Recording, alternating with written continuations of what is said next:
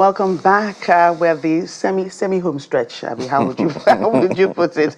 Our lifestyle segment. And this morning we're going to be talking about one of the most important organs in the body. Talking about your liver and how you can love it. It doesn't always get enough attention, as we say. The liver. Oh, when it does get attention, it's to punish it. It's to punish. To punish people. It's one of the hardest working organs that we have, from cleaning out toxins to helping with digestion to storing energy. Your liver is busy 24/7, just like the heart, really. The heart is always busy. So in this lifestyle segment, we'll be looking at the simple habits that keep the liver healthy, small changes that you can make in your diet, in how much water to drink, even in the way that you rest, really. Also very important for the liver. Think of it as giving your liver a little love or big love, like this. Big love. Love. Whether it's love small or big. Love. So who is talking to us about this? Oh, right. So, apologies. Yonda, I love that name. Agbeniga, CEO and principal consultant of Medi Ideas Lifestyle and Wellness Center. That's a mouthful. That's how important this is. Good morning. Good morning. Happy to have you. Thank you. We want to talk about love for the liver. Right. That's right. It's almost like loving God, because you can't see God. But this is not platonic. Honestly. So, first of all, we said, Joke just said that the liver doesn't get so much attention. Is that correct? Yes and no. Okay, so that sounds controversial. However, I think amongst the body parts, especially the unseen one, the liver is one of the most abused organ. Like she said, that part of the function of the liver is to detoxify, help with clotting, help with immunity, and a host of functions. However, because of our lifestyle, we're constantly abusing the liver. Medications, cosmetics, we're all guilty of it. Cream, anything you put on your skin, because the skin is a barrier but helps with absorption, will ultimately get to the liver. And so the liver has to clean up all the things you're putting in it. Carbonated drinks, high pH drinks, fatty foods, everything. The liver has to break them down into harmless substances that can be absorbed into the body. And so with medications, it's an entirely different story. Every medication you take, every drink you take has to go to the liver to be broken down. So that guy is constantly working. And sometimes we take stuff or things that are very heavy, very toxic to the liver, and the guy is breaking it down. After a while of abuse, it breaks down. And that's when diseases show up. You take your liver function test, the numbers are high because it is grossly overworking. Alcohol also, I forgot to say that. Oh, wow. It's a lot to unpack. Maybe there is a need for people to learn to understand how the liver works. Maybe if we understand how it works, then, as you said, we can understand how we abuse it and now begin to retrace our steps. Okay, so the liver breaks down everything that comes in contact with us. I always want to start with things like cosmetics, your cream, your eye pencil. Yes. The liver works on... Yeah, your medications, your drinks, your food, your fried foods. Everything gets into the bloodstream. It's passed through the hepatic vein and through the hepatic portal vein. Anything hepa is liver. So it gets there, it breaks it down, and then the waste products are pushed out. So that guy is constantly working. And it's called, in biochemistry, it's called the metabolic house, the house where all the workings, the manufacturing center. The kidney is the filtering center that filters fluids, acids, and stuff. But the guy that will break down everything that comes into your body is the liver. So food even gets broken down in the stomach, but then the absorption, all that, goes through the liver. So let me give a classic example. Like I said earlier, you have, of course, we have skin. The skin has pores. So whatever you put on it, the skin is not inert. It's not blocked. Like we do detox for our faces, we open the pores and do detox. That's how the skin barrier is. So anything you're putting on it is going straight to the bloodstream and being absorbed in the liver. Right. What about what is not being said? You said the liver functions effectively to break down almost everything that comes in orally or topically and all that. But sometimes the failures of the liver probably may not be because it's overworked. I don't know. I'm just it's a hypothesis. And that there's some certain things that the liver is supposed to do that probably stops doing, like production of bile, all these other things. That's it probably, and then that's the start of the problems, because sometimes the doctors will say that you don't know that something is wrong until the liver stops performing its functions, or it doesn't do some of the many important things that it's supposed to do. Then that's when you now know, oh, okay, I have liver here and there's something wrong somewhere. Okay, so let me take it like this. The first thing I said was about the basic functions. But because that organ is doing that basic function, it's taking in a lot of functions in addition. So its work is to detoxify, clean out. That's it, the first thing I said. Produce clotting factors. Yeah. Produce bile to help with our digestion. Digestion, yes. So maybe we've taken too much fried foods. And it has to also break down fats to glycogen for storage, So too much fatty foods is absorbing and breaking down. So comes fatty liver. Alcoholic liver problems. Because the literature says reduce alcohol, but I always want to err on the side of caution. Go off it. I mean, it's not doing any good to your liver. It's ethanol and it's a chemical. Your body has to break it down. After a while of breaking it down, it goes to cirrhosis, alcoholic liver, cirrhosis, fibrosis, scarring of the liver. Once the liver is scarred from too much, it doesn't recover. However, the liver is one of the most resilient organs in the body.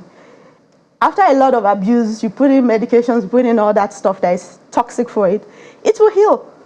But after a while, it gets scarred. And once it's scarred, it doesn't repair itself. All right, let me put it this way.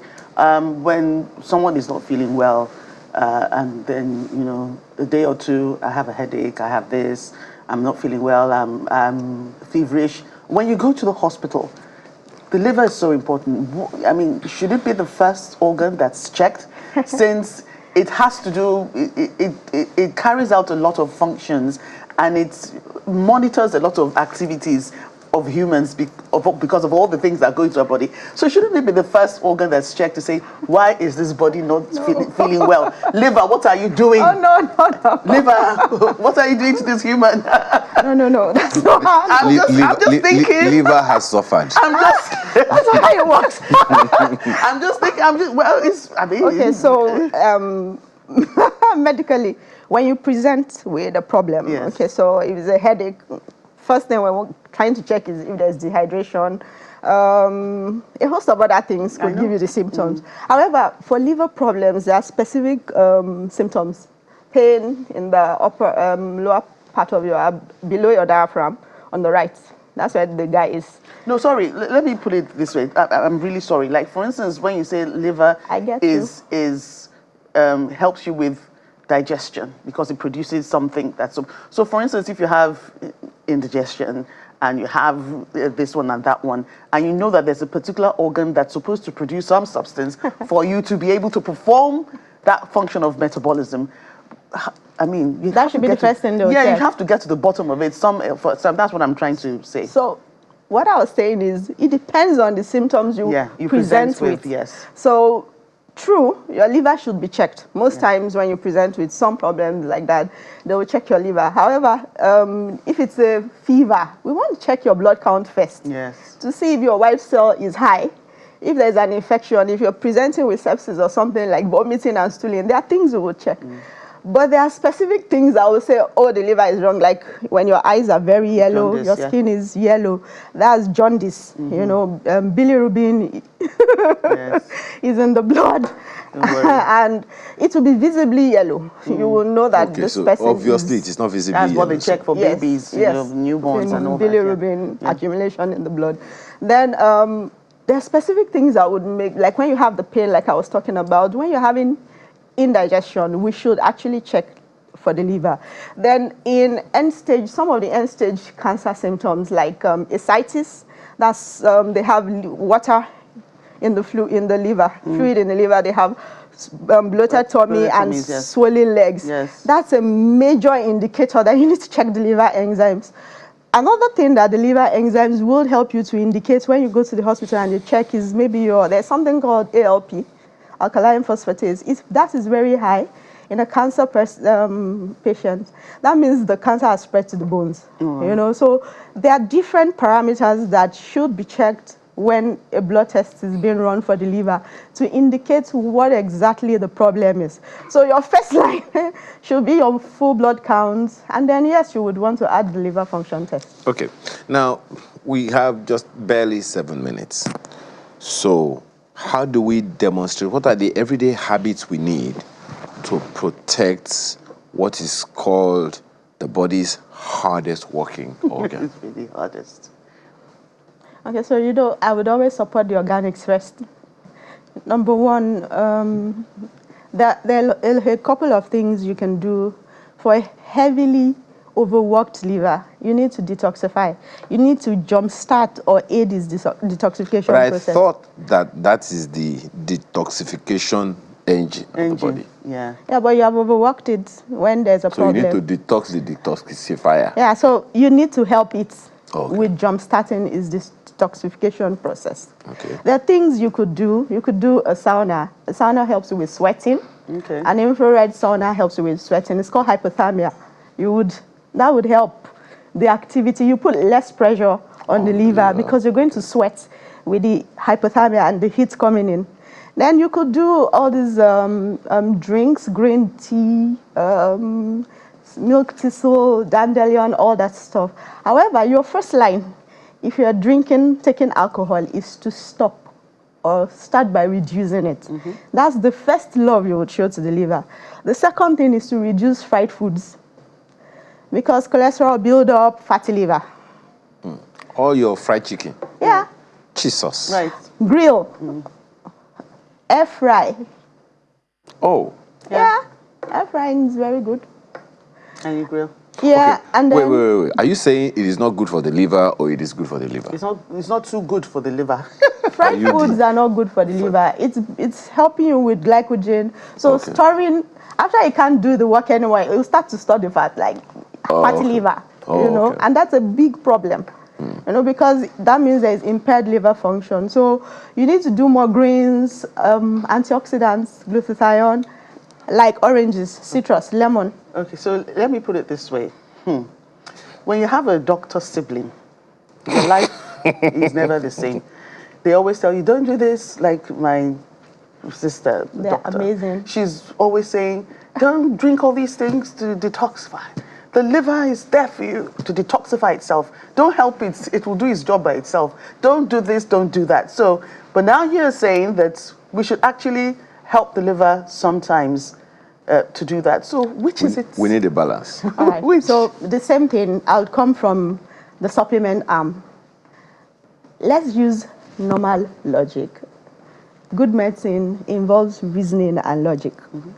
So you want to get vitamin C into your body, and you have scurvy, vitamin C deficiency, and the lips are broken. So, and you need maybe like 3,000 milligrams or 5,000 milligrams of vitamin C a day to heal that. How many oranges are you going to take? A basket. So, and your body needs healing. So why don't you take the vitamin C tablets and put it in your mouth? Same thing. Sometimes the liver is overworked. I mean, they're amazing to recommend those things. However, you need to support your metabolism. Yeah. Why are you taking vegetables? Why don't you eat all fried meat all day and let the liver be handling it. That's why you see people with liver failure. You see, because they've taken so much toxic medications or whatever it is that they took that is toxic.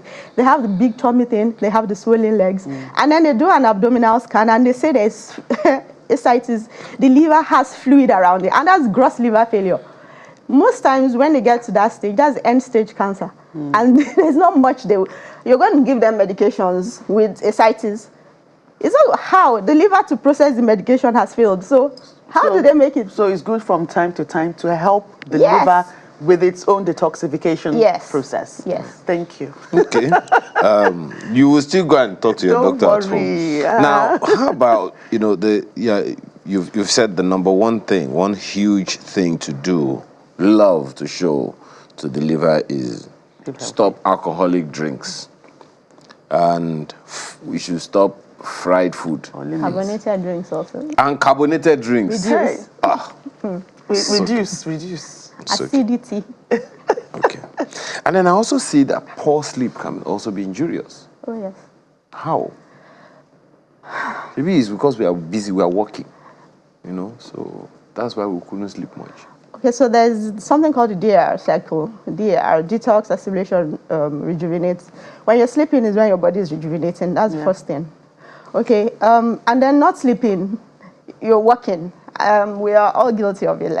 Everybody's guilty, plus the preacher. So we're working and we have a deadline. We have reports to submit and stuff. We have something in our body called cortisol. That's what's keeping you going. Adrenaline, that's what's keeping you going. That's what's helping you jump the fence when you see a lion. That stuff is not supposed to be in your body long term. So it's there long term keeping you going because you didn't sleep. So your liver has to do extra work to break down those substances so that it's neutralized in your body. So how regularly should one conduct checks, particularly on the liver, just to be safe? Okay, so the annual medical says once a year. Sometimes your results are valid for 6 months. So I say twice a year. But then when you're ill, like nausea, vomiting, stooling, please check the liver. Pain in the abdominal area, check the liver. Indigestion, check the liver. Yellow eyes, yellow skin, check the liver. And I think, like she said, after you do your blood works, the next you should add your liver function test to know that guy is producing well. Yeah. Okay. Now, there are people who already have a poor habit of medical checks. Sometimes medical checks can be really expensive. And you've talked about going organic. Is there a help somewhere there? Like, I didn't get it clearly. Like, checking is expensive. And you've said we should help show love to our liver by abstaining, making some adjustments in our lifestyles. Okay, so really, like the journals say, lifestyle modification is key for everything. Whether you're trying to avoid a cancer or a high blood pressure or a diabetes or a liver problem, it's almost the same rules. Eat right, modify your lifestyle, exercise, get oxygen. I don't like caffeine, coffee. I just feel it makes the liver do extra work. You Not even organic coffee. Yeah, right. But truly, people I'm just saying. do organic coffees that have ganoderma and all those stuff in it. Truly, it's not bad. Okay. But that's just honest truth. Because it's decaffeinated and stuff. However, I just don't like coffee, because of all the other dramas that come alongside with it. The constriction of the blood vessels, then the release. Once it's constricted like that, your blood pressure goes up. Suddenly you have a spike, and then once it releases, because it's like a stimulant, Yeah, the organics in it are nice, but then that constriction and release, I gives people a lot of problem. Well, the coffee people are coming after you. Yeah. Thank you so much for your time this morning, teaching us and helping us to know how to show love to our liver. Yonda Beniga, CEO and Principal Consultant, Medi Ideas Lifestyle and Wellness Center. We appreciate your time today. Thank you for your time. Now, Joker couldn't wait to get to the home stretch. Semi home stretch. And now that's this is the home stretch. where we have gotten to after this break. Just to let you know, our guest is set to perform and break a Guinness Book of World Record. Who is that? Find out We'll after let you this. know in a moment.